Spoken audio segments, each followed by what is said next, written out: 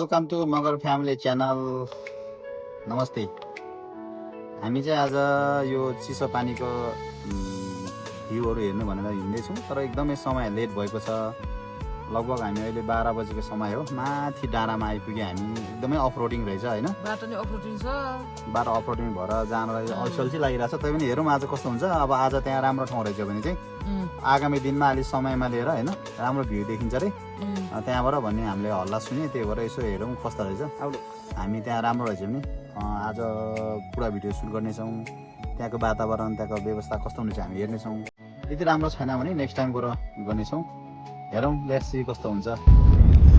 बाटो चाहिँ एकदमै अप्ठ्यारो छ, गाह्रो छ, जान सजिलो चाहिँ छैन। जे होस्, अब हामी कोसिस गर्छौँ गाडी माथिसम्म गएर कस्तो देख्दो रहेछ हामी हेर्छौँ। तपाईँहरूलाई देखाउँछौँ। बाटो चाहिँ जङ्गलको बाटो पुरै पुरै पुरै अप्ठ्यारो छ। हेर भाइ गाडीले यस्तो छ, बाटो चाहिँ पुरै जङ्गलको बाटो छ पुरै।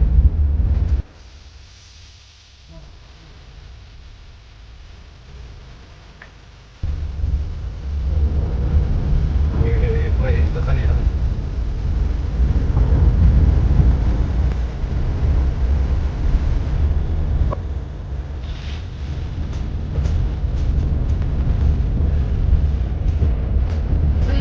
बाटो देख्ने त्यो त बन्द होइन छ त हो यो बाटो त। पहिला त त्यस्तो बन्द छ जस्तो लाग्दैन त। मान्छे धेरै भरौँ कि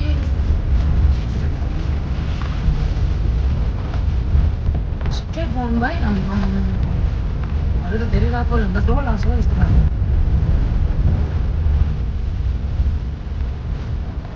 छैन नाङ्गो ठाउँ त्यति बेलाको भन्दा पहिला हामी आएको भन्दा अझ बन्द पलाएछ कि मान्छे त्यति गप्प धुना कि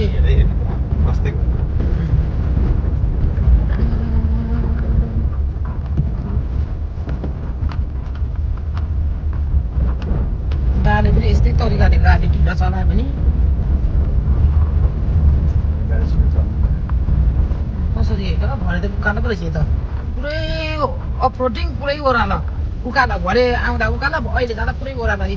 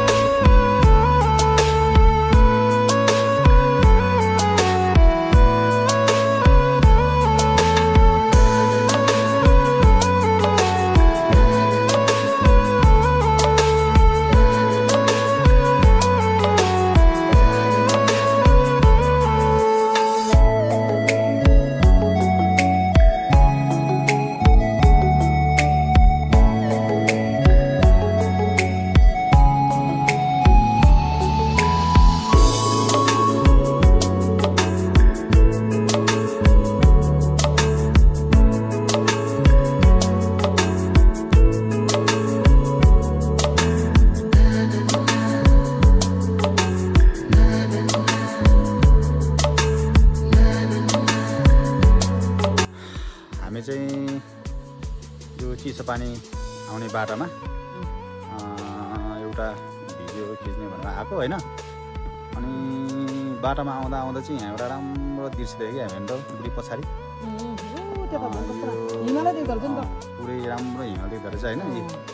हाम्रो क्यामेराले चाहिँ कति देख्यो थाहा भएन, तर हामीले चाहिँ राम्रो देख्यो त्यही भएर यहाँसम्म हामी भिडियोमा आइपुगेको थियो अब हेरौँ उता चाहिँ के छ है त यहाँबाट तल देख्ने एउटा गाउँ पनि यस्तो राम्रो गाउँ देखिरहेको छ यो गाउँ चाहिँ के हो थाहा छैन के भन्छ यो गाउँ त्यही त होला नि जसरी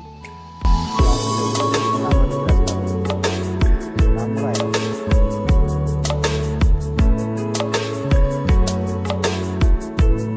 यहाँबाट देख्ने पिकहरू चाहिँ धेरै नामहरू रहेछ सबै माथि लेखेको त्यो पिकको नाम हो पिक फाइन्डर भन्ने एउटा एपबाट सबै हामीले रेकर्ड गरेको थियो सबै देखाउँदो रहेछ राम्रो छ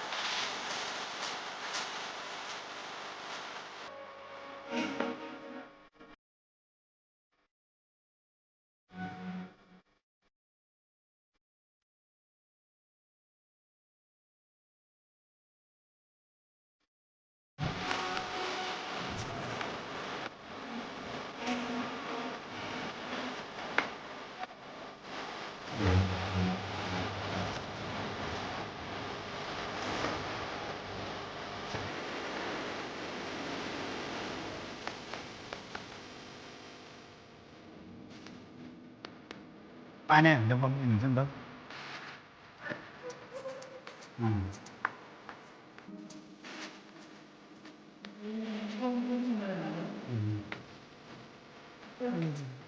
चियान पकाएर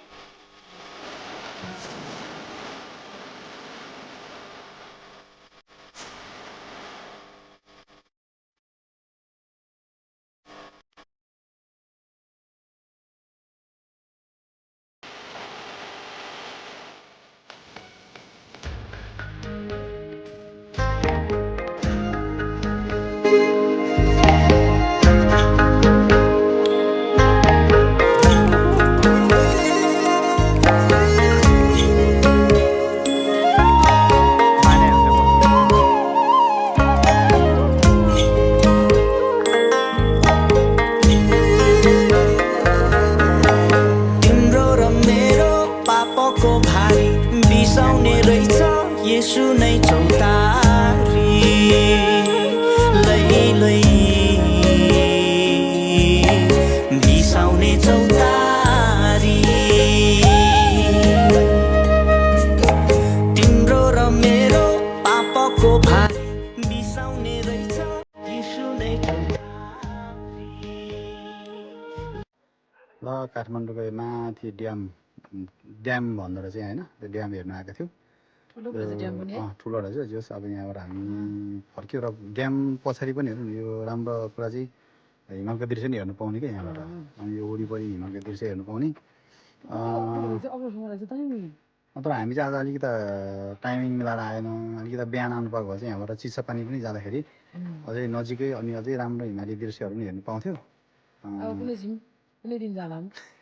कुनै दिन आउँला र अब आजलाई चाहिँ हामी यहाँबाट फर्किने योजना बनाए ल सबैजना यहाँ रमाइलो गरी हेरिरहनु भएको छ अझै पनि धेरै मान्छेहरू हुनुहुन्छ यतापट्टि म तपाईँलाई देखाएँ भने यताबाट हेर्ने हो भने अझै पनि यो पछाडि यो ड्याममा चाहिँ यति मान्छेहरू अहिले पनि टन्नै आएर बसिरहनु भएको छ यहाँ तपाईँले मैले पछाडि देखाउनु सकिन्छ होला क्यामेराले अलिकति हल्का फोटो खिच्ने रमाइलो गर्ने इन्जोय गर्ने खाने सबै यस्तै व्यक्तिहरू आउनुहुँदो रहेछ है अघि सुन्नाले किन बोल्यो भने ल मगर त्यो चाहिँ मगर भाषा है मगर भाषा मगरको जिब्रो मगरको जिब्रो त्यो चाहिँ मगरको जिब्रो त्यही भएर जस गाडीमा एकदमै गाह्रो दुःख चाहिँ बाटो चाहिँ जिब्रो हो त्यही भएर दुःख चाहिँ दुःख भयो गाडीमा बाटो चाहिँ एकदम नराम्रो होइन बाटो चाहिँ लास्टै नराम्रो तर हाम्रो गाडी त दाउरा झारले कोतरे पनि है त्यति गाह्रो थियो जस ल ठिक छ फर्क्यौँ ल आजलाई अब फर्क्यौँ बाई बाई